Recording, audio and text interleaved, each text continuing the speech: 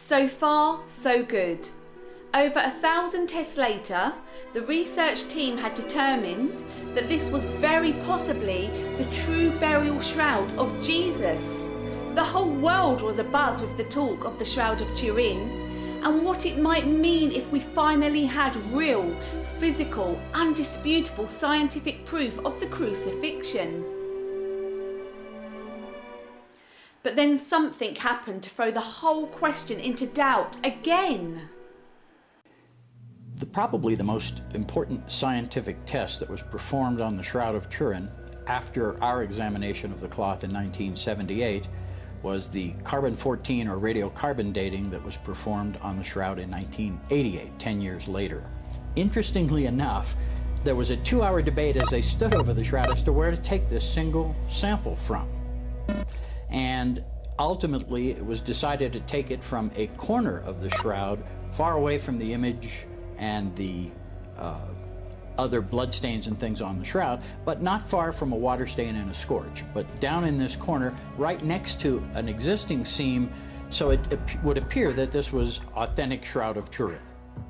Although in our photographs of 1978, even the regular white light photographs, there was a different color in that area, but we weren't really that concerned about that part of the shroud since we weren't thinking about radiocarbon dating in 78, so we didn't pay much attention to that corner. In 88, that's the corner they sampled from. They took a piece, they cut it into thirds, and each was distributed to the 3 laboratories that remained involved in the testing. So they took their sample, they did their testing, they came out with their results, which was a medieval date, 1260 to 1390, I believe, and they, with much fanfare, went up on the television and media, and the world headlines were "Shroud is a fake." Sounds familiar?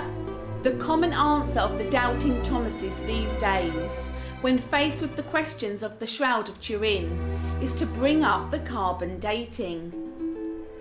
3 different teams of scientists tested a piece of the shroud and found that it was only 700 years old. It couldn't possibly have been the burial shroud of Christ. You can't argue with that. It's science. Well, you know what? We agree. And the original Shroud research team agree. And for a while it left them completely puzzled. So at the end of this period of 1988, when the results were announced, those of us involved with the study of the shroud from a truly scientific point of view were left scratching our heads and wondering, how could this be? In fact, the answer was right in front of their eyes, or had been all those years ago, when the team had a discussion about which part of the shroud to take for carbon dating. Interestingly enough, there was a 2-hour debate as they stood over the shroud as to where to take this single sample from. And ultimately, it was decided to take it from a corner of the shroud. They went away. None of them performed the chemical analysis that was called for by their own protocol, and when they were asked why, the response was, well, we knew which sample the shroud was, so we didn't need to do the chemical analysis. None of the 3 teams entrusted with carbon dating the shroud sample followed their own protocol to make sure there was nothing wrong or unusual about the piece of the shroud they had chosen for their tests. At the time, and when news of the test results hit newsstands around the world, nobody knew whether this oversight would have made any difference. But one man was determined to find out. Born in Albuquerque, New Mexico, Ray Rogers was an explosives research expert and thermal analyst with the Los Alamos Scientific Laboratory for over 30 years before serving on the department of the Air Force Scientific Advisory Board, where he held the equivalent rank of Lieutenant General and earned a Distinguished Service Award. Ray Rogers wasn't just a scientist, he was one of America's finest. He was also part of the original Shroud of Turin research team in 1978. Ray Rogers readdressed the shroud. He was ill and his time was coming to pass away, and he knew that he hadn't really completed what he had begun. And so Ray decided that he would revisit this issue of the shroud.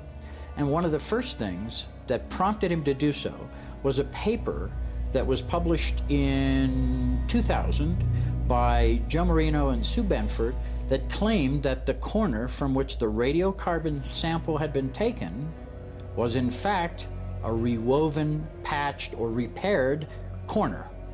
Rogers saw their paper and called me up and said, look, I'm going to prove these people wrong, and it's only going to take me 5 minutes. And I said, fine, Ray, you do what you have to do. I mean, he was a scientist and wasn't asking my permission anyway. Ray told me afterwards that he spent about 1 hour examining samples that he had from that very same corner where the carbon dating sample had been removed. And he said after 1 hour, he found that Benford and Marino were correct, that he was wrong, and there was evidence that this corner was anomalous. Now, remembering that Ray Rogers is a chemist, Ray took his sample and he performed a chemical analysis and a microscopic analysis. What the microscope revealed was a gummy substance on the surface of the fibers in this corner. When he did the chemical analysis of the gummy substance, he found that it was gum arabic, and when he looked inside the gum arabic under the microscope, he found little particles of a dye that came from the madder root plant.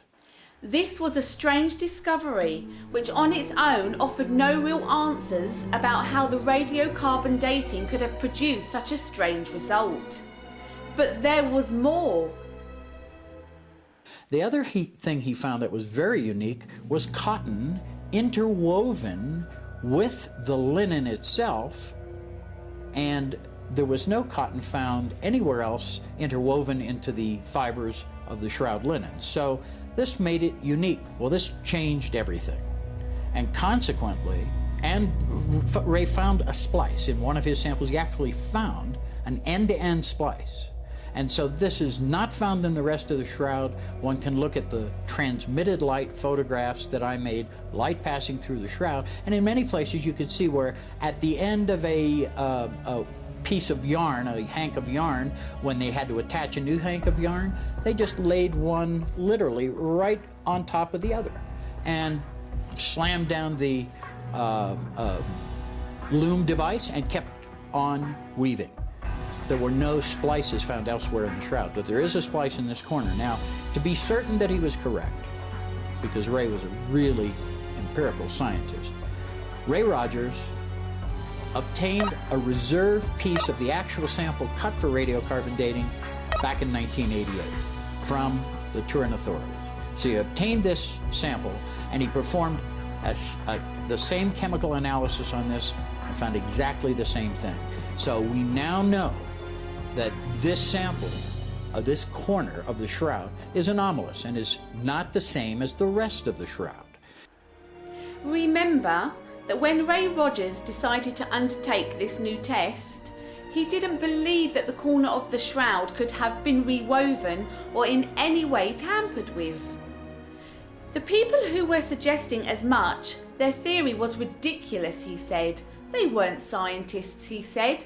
He was going to prove them wrong in 5 minutes, he said. Instead, it took Ray Rogers just 5 minutes to undermine the single biggest doubt cast upon the authenticity of the shroud. Now, this is extremely important, obviously, from a radiocarbon dating point of view, because if there's a rewoven section that was done somewhere in medieval times, well then, by all means, that would yield a different radiocarbon date than some of the shroud that was not manipulated elsewhere on the cloth. So had more than one sample been taken, perhaps we would have had some indication right away that there was a discrepancy between this corner and the rest of the cloth, but because that was the only sample taken, everybody drew their conclusions virtually from a single sample. And although 3 different labs tested it, they all tested the same sample, so it was really only one test done 3 times, not 3 different tests, because they all used the same AMS radiocarbon dating technique. It's important to keep in mind the backgrounds of Ray Rogers and Barry Schwartz. Ray, one of the world's top chemists, a skeptic who refused to believe until he carried out an experiment for himself that the radiocarbon dating could have been flawed. Barry, also a skeptic when he joined the Shroud research team, a Jewish man investigating a Christian relic. These guys placed their absolute faith in science and in facts, and spoke only the truth as they saw it with their own eyes. They had no hidden agendas. But were there others involved in the Shroud research who did have their own agendas? It's an interesting question. Those who speak on their own authority are trying to gain glory for themselves. But he who wants glory for the one who sent him is honest, and there is nothing false in him. Perhaps the greatest irony of this whole process is that had the three laboratories performed the chemical analysis that was part of their original protocol back in 1988, had they performed that chemical analysis, had they looked at these samples under the microscope and then chemically, as Ray Rogers did, perhaps they too would have found this anomaly in this area and gone back and said, look, we do need to get some samples from elsewhere on the Shroud. But that's not what happened. What happened was they were satisfied with the single sample, they didn't perform the chemical analysis, and considering that this was claimed to be a blind study, meaning that they weren't supposed to know which samples were which, yet by their own admission, they stated that they didn't do the chemical analysis because they knew which samples were the Shroud. So somehow there's a discrepancy that I won't go into. Now, when we think about it, all that Rogers really did was finish what they had started by getting a reserved portion of the same sample that had been cut. By performing both the microscopic and chemical analysis, Rogers was able to determine that this area of the Shroud of Turin was different from the rest of the cloth. Now, that's significant because in essence, what was tested was an area that had been repaired, rewoven, patched, whatever words you want to use. But that brings me to the subject of the visible detection of this, because some of the authorities in Turin continue to insist that Ray Rogers is wrong and this is impossible because they don't see a repair. Well, that is a very valid point, because usually when something's rewoven, if you look on the backside, you'll see threads sticking out. In other words, we only, in modern day reweaving, repair the side that is to be viewed, the outside of your trousers. When you burn a hole in them and you get them rewoven, the outside looks perfect and you can't find it, but on the inside you can see where the repair was made. Well, interestingly enough, in the 15 and 1600s, the French had perfected something that they called invisible reweaving.